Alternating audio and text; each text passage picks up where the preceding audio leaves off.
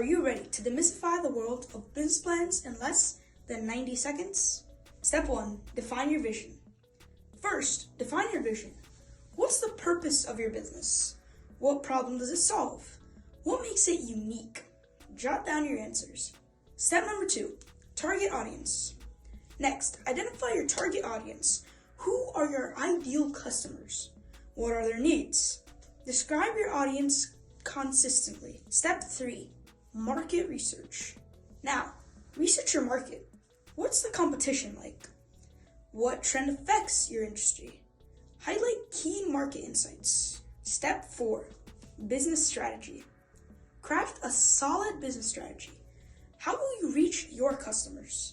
What's your revenue model? Outline your business plan in a nutshell. Step 5.